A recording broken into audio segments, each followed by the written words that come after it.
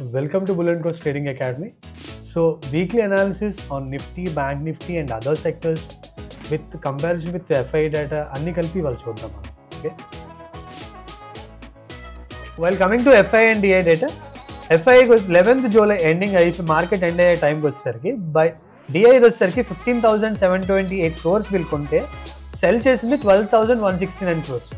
But net value వచ్చేసరికి 3,558. ఇది ఒక స్ట్రాంగ్ బై అనేది మనకు చూపించారు వీళ్ళు. ఓకే, వేరేజ్ FI వచ్చేసరికి 11,998 crores కొంటే సెల్ చేసింది మాత్రం 17,102. సో మైనస్ 5,104 crores ఉంది. సో దీని పట్ల మనం చూస్తే వీళ్ళు మైనస్ 5,104 crores అమ్మేశారు. సో బట్ దీన్ని మనం ఒక అంత పెద్ద నెగిటివ్గా చూడక్కర్లేదు, బికాజ్ మనం ఆల్రెడీ చెప్పుకోవచ్చు వీళ్ళు ప్రాఫిట్ బుకింగ్ కూడా చేసుకొని ఉండొచ్చు. Okay, so basing on that but long term ఇన్వెస్ట్మెంట్కి it is good because DI is showing మనకి మంచి స్ట్రెంత్ అయితే చూపిస్తుంది కాబట్టి.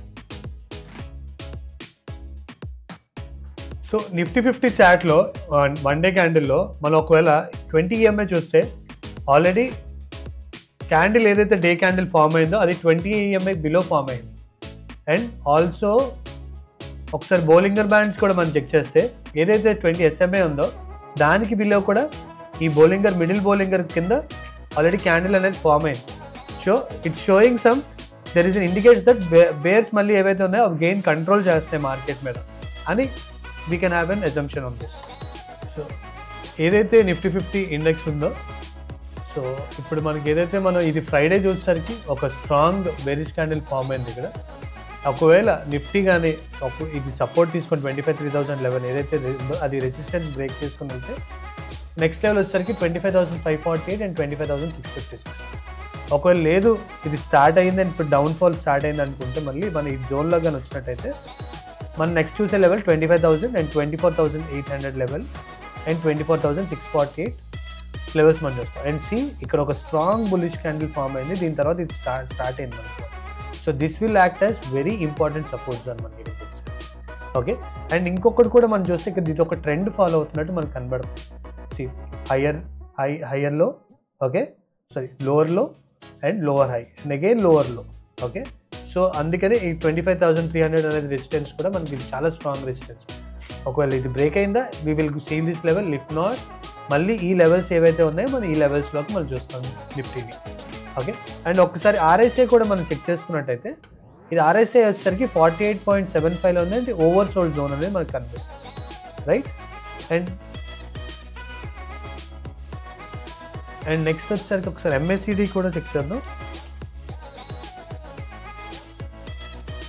సో MACD ఎప్పుడైతే మనం ఇక్కడ చూస్తున్నామో MACD it almost shows that further weakness ఉంది మనకి ఇక్కడ హిస్టోగ్రామ్లో చెక్ చేసుకున్నట్టయితే.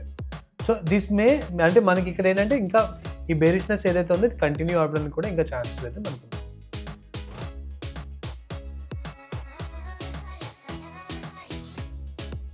So let's see what OA indicates. So OA దగ్గరికి వచ్చేసరికి మనం నిఫ్టీ రెసిస్టెన్స్ చూస్తే 25,300 లెవెల్ దగ్గర దెర్ ఆర్ లైక్ 1,31,899 కాంట్రాక్ట్స్ ఉన్నాయి.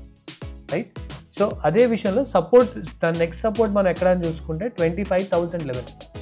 రైట్, 25,000 లెవెల్ ఏదైతే ఉందో అక్కడ 98,189 contracts. So this is right. So call side OA వచ్చేసరికి ఫస్ట్ ఏమో మ్యాక్సిమం ఇస్ లైక్ 25,500 దగ్గర ఏమో there are maximum. Okay, next comes with 25,300 level and followed up by 25,400 level దగ్గర.